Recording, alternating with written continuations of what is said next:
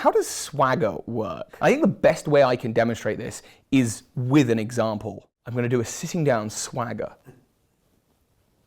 Are you confused? You might feel like you could take me in a fight, but you're definitely confused and not sure that you want to. That's how I think swagger is working. I have a YouTube channel called Lore Keeper Toby where I explore the lore of the Pokemon world, and today I'm answering questions from Reddit about Pokemon. Pokemon, go! We got our beginner questions, starting with one from Gemini Boy. So what actually are Pokemon exactly? So Pokemon are like magical creatures, obviously. I think that's like pretty apparent looking at them. Sometimes they're creatures, sometimes they're plants that have come to life, but all of them seem to take inspiration from aspects of the real world. But I like to think of Pokemon more like magical creatures. They're creatures that have special powers, and people seem to have these relationships with them where they tame them, use them in battle, play with them, be friends with them, and kind of wield them like sorcerers with familiars. I think that's the best way to think about a Pokemon species.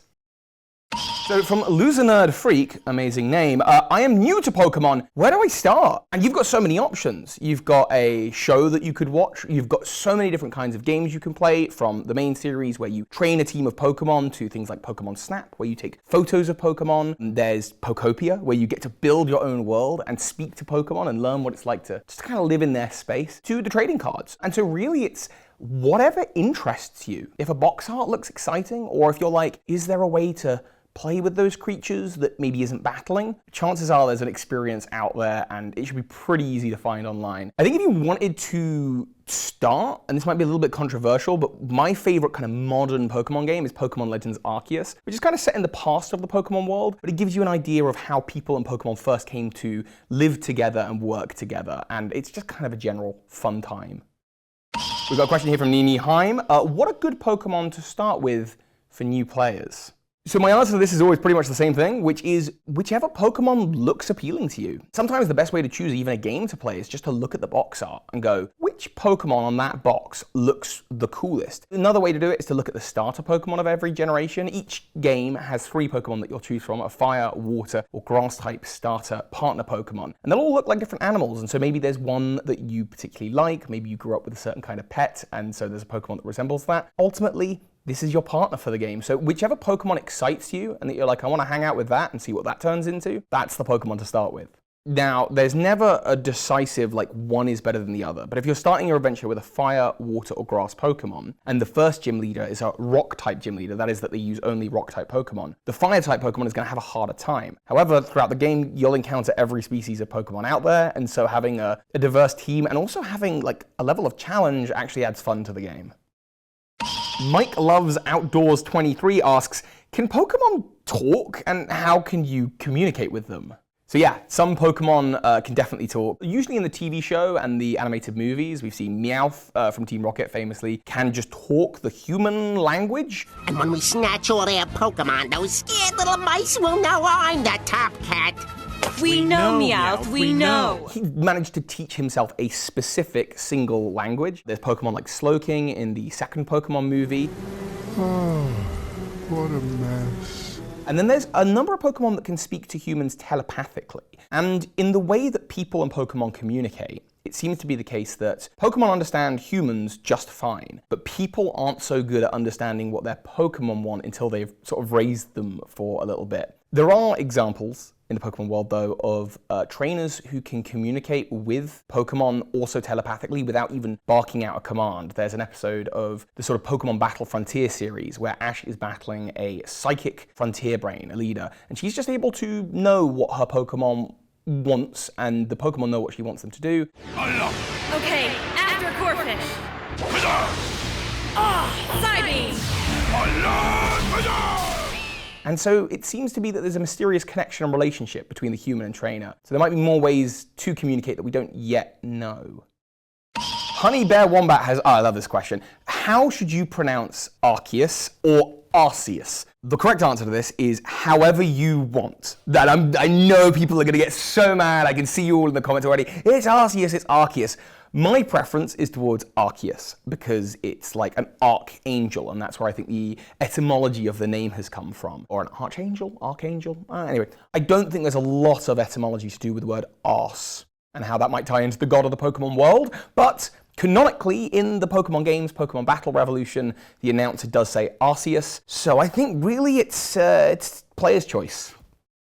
I hope I'm saying your name right, or singing it right. Are Pokemon sentient in the same way as humans? And if so, does this apply to all Pokemon? This is a brilliant question. I think if you're looking at Pokemon on face value, you're going to go, well, they're kind of like animals, but they seem to have like more awareness and autonomy than like maybe animals do. So they're maybe somewhere between people and animals, right? And animals, by the way, do exist in the Pokemon world. There are all sorts of strange examples of like animal creatures having lived in the Pokemon world that are slowly getting phased out, implying that Pokemon are like animals, but maybe they've been more successful in their ability to reproduce and dominate on the planet. But the question is, are Pokemon as sentient as humans? And I think there's an argument to be made that they might be more sentient than humans. First of all, there are Pokemon, and it depends what we mean by sentience, because even in our world, that's like a deep philosophical question. But there are Pokemon with incredibly high IQ, like Alakazam, whose IQ would far exceed anything of a human in our world. There are all sorts of psychic Pokemon and Pokemon that are in tune with nature. It might just be that their sentience is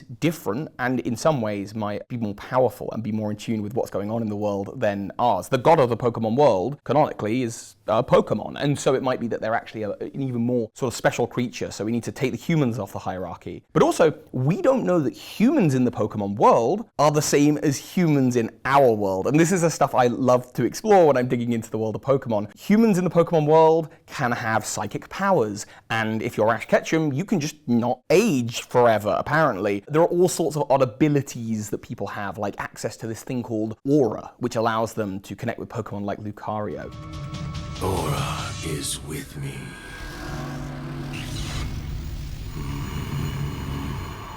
So we don't know that people in the Pokemon world are the same as humans. We don't know if humans and Pokemon once shared a lineage. There are mythologies that sort of point towards humans and Pokemon maybe being once the same and even having married. So there's all sorts of stuff going on there. And on top of that, there are humans in the Pokemon games that reference things like the menu, or Game Freak employees who are self-inserted into the games that are aware they're in a video game. Is Deadpool more sentient than the other characters in the comics? And in that sense, there may be humans that are on different sort of levels of awareness. So it's a fascinating question, and with that, you can make all sorts of Pokemon theories and look at the lore in so many different ways, which is what I love doing. Okay. Oh, we're into the enthusiast questions. I feel like I've been answering this as an enthusiast generally. Hisang7, and I hope I'm pronouncing your name right, says, which generation made the most important additions to Pokemon? So as the games go on, we get what's called a generation. So we are now about to enter the 10th generation of Pokemon with Wind and Waves. Generation 1 was Red and Blue. As each generation progresses, they introduce new Pokemon and new mechanics into the world. And a lot sort of falls off. I tend to think of Pokemon as a franchise that for every 2 new things it adds, it leaves something else behind, and that's for the sake of meaning those old games still have a lot of replay value, and every sort of generation has its own distinct thing. So I want to answer this, because I don't think I definitively could in terms of gameplay, more from that lore point of view, which is that I think Generation 6, so that's Pokemon X and Y and Omega Ruby and Alpha Sapphire, contribute so much to the mythos of the Pokemon world, from a phenomenon called Mega Evolution, which is as a result of the life energy of a trainer and their Pokemon coming together to allow evolution to exceed itself and the Pokemon to become more powerful, to a war featuring Pokemon 3,000 years ago in the history of the Pokemon world, which included a weapon that was able to drain the life energy of Pokemon, to alternate dimensions, which I now cannot make a video without talking about alternate dimensions. It becomes such an ingrained part of the Pokemon canon, I suppose. As well as it's just generally the jump from 2D to 3D, and while I have so much nostalgia and love for the sprite-based games, and I would love to see them again, and I suppose this isn't a lore answer, just to see Pokemon, though, fully realized in a 3D space has been really, really cool, and we have now actually spent half of our time with Pokemon with them as 3D models, so fingers crossed we get to go back and see them as sprites again at some point. It's just another way to learn about the Pokemon. When you actually see them, and you see their textures, and you see what their makeup is, it helps them feel real. So we've got a question here from Cranky Canuck 92. Why does Farfetch'd, amazing name by the way, wield a leek? What is Farfetch'd about Farfetch'd? That wasn't your question, it was why it wields a leek, but that might actually be the answer that we're going to get to, because Pokemon are creatures that ultimately still want to survive. There is some biological aspect about them as well as the magical, and they do seem to eat one another and predate on one another. And if you're just a duck, as we've seen in Farfetch'd regional evolution, Surfetch'd, you can use the leek as a weapon to fend off other Pokemon. The thing that's Farfetch'd about that is that the leek makes it tastier when eaten by the ultimate predator, humans. And I believe there are Pokedex entries, certainly of people eating Pokemon, and I think Farfetch'd has been on the end of that. So the Farfetch'd thing may be the thing that it used to survive is also the thing that makes it very delicious. Lux the Worthless. Why does the number of legs matter?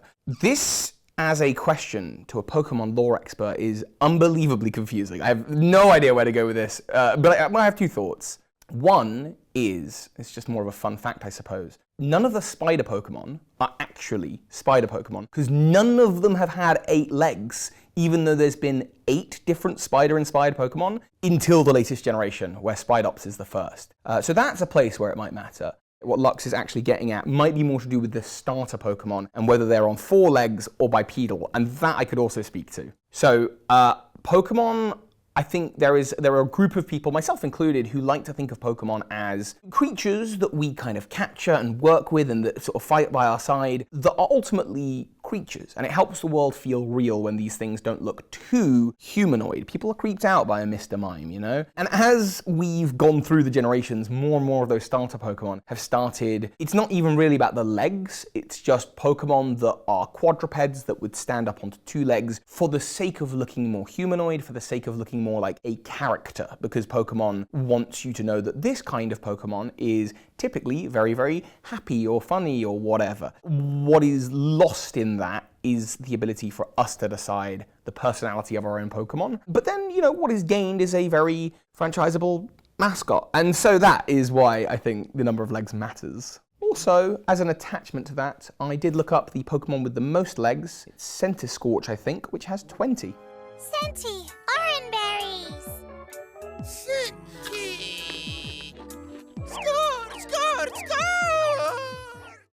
Okay, so this question is from Wiimote070. Why does Psychic beat Poison? So Pokemon have types, and these types interact with each other in a game of a big web of rock, paper, scissors, and Psychic types beat Poison. And when I thought about this question for a while, I pondered on this, and I thought, yeah, wouldn't you think it's the other way around? That Psychic, which is things in relation to the mind, would ultimately be beaten by poison, by toxins, and that kind of thing. But I think it's more of a trope on the idea that mind is over matter, and that you can will out of yourself toxins. I'm not so sure about that. That is the kind of answer I've seen going around. If I had to think about it a bit more, name poison as a type in general is interesting because poison is a really broad category of things. Most of these Pokemon would be what you'd consider venomous, which is a type of poison that is directly inflicted. And that's what the Pokemon are doing. They're inflicting the poison on you. So if poison is any kind of outside irritation that's in the system, that's in the body, maybe there is the idea that clarity of mind, or even the idea of using your mind to create some kind of placebo, can ultimately overcome poison. But I'll admit, I'm reaching here, and if anyone's got a better answer, I'd love to hear it in the comments. J Hall Comics asks, how does Swagger work? Swagger is a move that, if I'm remembering correctly, and I believe so, it boosts your opponent's attack. The trade-off is that they get confused. So you're going to give them a buff, but they're going to be confused for a while, and that might mean that the buff doesn't matter, and your Pokemon will be more successful. Hey, Polytoad, Swagger attack now!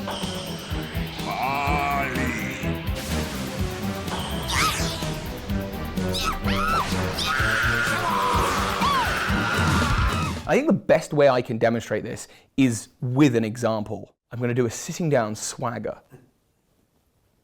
Are you confused? You might feel like you could take me in a fight, but you're definitely confused and not sure that you want to. That's how I think Swagger is working. Maybe not as good as I just did it, though. Supreme Dalek 925 has asked, can anyone explain what the appeal of Pokemon Home /Bank is? Well, Supreme Dalek, I will do my best. Pokemon Home and Bank are storage systems for Pokemon because one of the original ethoses of Pokemon is gotta catch them all. And there are so many different variations of Pokemon and Pokemon that are sort of nostalgic to us if we've caught them in older games. And so Pokemon Bank and Home are services that you can use to transfer your Pokemon from older games up to modern titles. And so if you want to bring your Pokemon along from the game that you had 20 years ago and put it into a modern game, you can certainly do so. Other than that, I think it doesn't have a lot of appeal. Right now, you can connect it to brand new Pokemon champions and you can use those Pokemon in competitive battle without changing too much about the Pokemon itself, as the Pokemon as it lives in Pokemon Home remains unchanged. It just has its stats changed for champions. But I would really like to see more from this generally. Like, I think Pokemon Home could really benefit from a place to play with your Pokemon and interact with them in ways that aren't just for the sake of battling. Because I think ultimately it's a way of keeping the Pokemon we think of as friends safe, and so I want to hang out with them and to get to play with them. Like a Chow Garden from Sonic. We're on to the expert questions. Oh wow, I've made it all the way to expert and broadcast myself as one. Okay. So Fox, made out of toast, has asked, why does the Diamond Clan and the Pearl Clan call Pokemon Pokemon? So for the full context of this, Pokemon is sort of the translation of pocket monsters, which is the Japanese name, original name for Pokemon. And the Diamond and Pearl Clan are people that live in-world in the Old Sinnoh region, known as Hisui. They work alongside Pokemon, they capture Pokemon. But if the reason that Pokemon are called Pokemon is because they fit in Pokeballs like these small pocket-sized devices, then given that these didn't exist, at least in their current form, at the time of Pokemon Legends Arceus, why would they be called Pokemon? There are actually other ways throughout the history, the lore of the Pokemon world, that Pokemon have been contained. So there actually are Pokeballs at the time of Pokemon Legends Arceus. They are rudimentary ones made from apricorn seeds and tumblestone that is found from what seems to be meteorite shards. But the history of Pokeballs goes back so much further. According to its Pokedex entry, 500 years ago, a Pokemon called Spiritomb was bound to a relic called the Odd Keystone. So this is the binding of sort of spiritual monster energy to a rock, to a totem. In the animated series, there is ancient knight or king called Sir Aaron, who binds the aura and life force of his Lucario to a jewel on the end of a staff. And in the movie Arceus and the Jewel of Life, there are many people there that don't call Pokemon Pokemon. They actually call them magical creatures. That's how they think of them and what they call them. And they wield these Pokemon as companions by putting special bits of armor onto them. And one of Master Marcus's magical creatures just used hypnosis on all of you. Magical? He means Pokemon. So it seems that these bits of armor and these jewels and these gems have always been pocket-sized. The idea of wielding a creature out of something that could fit in your pocket probably goes back as far as pockets. Is-Cover11 has asked, why does Pokerus make a Pokemon stronger instead of sicker? So Pokerus, as you can probably tell by the name, is a kind of virus that infects Pokemon. You know of the mysterious viral life form known as Pokerus, do you not? Don't give me that. I know you know about it. The Pokerus virus is a key component for my top secret Pokemon Power Acceleration project. The Pokemon Center nurse, Nurse Joy, will say to you, hey, your Pokemon's got this thing called Pokerus, but don't worry about it. It'll pass in a couple days, and it actually means your Pokemon can sort of grow stronger through battle, through some of the stats in the background of the games. So what is this? Why would a virus make something stronger? I think the truth of it is all like viruses, bacteria, all of these microbial life forms, not all of them hurt us. Like you and I are covered, I'm sorry to say, in microbial life forms that benefit us and allow us to do the things we do in a day. Symbiosis, then, is a really core part of Pokemon's theming. People work alongside Pokemon, that allows the Pokemon to level up and evolve, and that allows the person to get a higher status in the Pokemon world, which allows them to continue doing battles, making the Pokemon stronger, allowing it to evolve again. There are Pokemon like Remoraid and Mantine that seem to cohabitate, and Remoraid are like cleaner fish, and they clean dead cells off of the Mantine's body. And so Pokerus is just yet another life form that is not a Pokemon, and maybe not even a conventional virus, but seems to just share in part of this sort of symbiotic system of life in the Pokemon world. There is a really cool example of this though, one that does make a Pokemon sicker. It's one of my favorite, and if you are interested in lore and theories, it's a great place to start thinking about this kind of stuff, is the Pokemon Paris. Paris is covered in these little mushrooms, and the Pokedex entries of its evolution Parasect suggest that these mushrooms have taken over the Paris's body, and that now the whites of Parasec's eyes have disappeared, and the fungus, which is based on the cordyceps fungi, the Pokemon is no longer in control, but the fungus is, and the fungus is its own kind of life form. So the symbiosis isn't always good for the Pokemon, but that's one of my favorite things to think about, and if you haven't thought about it, you should let that keep you up at night. I never doubted you. Great job, Parasect. Master of Chaos 72 has asked, what type specialist do you think doesn't quite fit their type? And if so, what would you change their speciality to be? While certain trainers seem to specialize in types, like gym leaders for example, there is a person called Lance, who is the champion of the Kanto region, who is known as a dragon expert. But he only actually has like 2 dragon Pokemon, which are his Dragonite. The rest are Pokemon like Charizard and Gyarados and Aerodactyl that are not dragon types, they just are dragon looking. And so technically his specialism is in flying type Pokemon, but that is more associated with birds. So then why is he a dragon master? What's going on there? And that's a fascinating lore question. Dragon is both a type, you could call that capital D, but then small d dragon it's like a classification of species. It's like a classification of a grouping based on how they look and kind of how they feel. All bird Pokemon might be flying types, but only some of the flying types are bird Pokemon. And so there may be other classifications that we're not familiar with or that might feel a little outdated, and just as we explore the Pokemon world, we'll find out more about them. And I just think that's a really exciting thing to know that there's other ways to think about these creatures to, again, just make them feel real, which is what I love doing. Kaylee Feats has asked, is it normal for the community to sexualize Pokemon? What is normal is the first part of that question. I think people sexualize anything, and to each their own, you know. But what I will say is, and I thought this was funny, I've spent a lot of time making videos about Pokemon on the internet, and naturally for my videos I do a lot of Google searching. And I have been determined to at some point find a Pokemon that has not been sexualized. And I don't know how they managed it, but like even Aranith, it's a fossilized bug. I don't know what you're all up to, but like, hey, good luck with your thing. Potato Comalit, how does Zubat carry Squirtle here? This is the open to the Pokemon anime, and we've got some of the main characters, you know, Pikachu's riding on Pidgeotto's back, Bulbasaur is being picked up by Butterfree, but it's wrapping itself around with the vines. I don't understand the aerodynamics of that, but Zubat, how's Zubat carrying Squirtle? I mean, it literally has no other appendages. There's no way it can be. And I think we're asking the wrong question. I think there's a lore answer here that maybe even ties to some unreleased Pokemon content. I don't think Zubat is flying carrying Squirtle. I think Zubat is on the back of the Squirtle. And how's Squirtle flying? What are we talking about here? Well, Wartortle, Squirtle's evolution, has feathered ears and it has a feathered tail. And I think in some of the beta developments for Generation 1, Blastoise was going to be a lot more feathered. So possibly it was going to be a Yeah, okay, that's all complete nonsense. I have no answer to this, but I love digging into these questions, and I love exploring the world of Pokemon and just putting on that question hat to everything, because I think we can tell some fun, interesting stories, and ultimately, that's what lore is. It's what we make of it. So Strawberry Lena has said, what are some different ways I can improve my Pokemon knowledge? And I'm glad you asked. My channel is Lore Keeper Toby and I explore the world of Pokemon lore. But if you are interested in it from more of a factual point of view, there are websites like Cerebi.net that have just so much information, as well as like news and updates and that kind of thing for anything going on with Pokemon. But to learn the most about Pokemon themselves, get stuck in with a game. Get into that game, catch some Pokemon, read their Pokedex entries, learn how the Pokedex entries might even contradict each other or the things in world, and you'll learn a lot. And for every bit you learn, I think you'll ask a new question, and hopefully eventually that question leads you back to me. So if you would like to check out my channel, Lore Keeper Toby on YouTube, I've got all manner of these kind of wonderful little deep dives, and thank you for joining me today.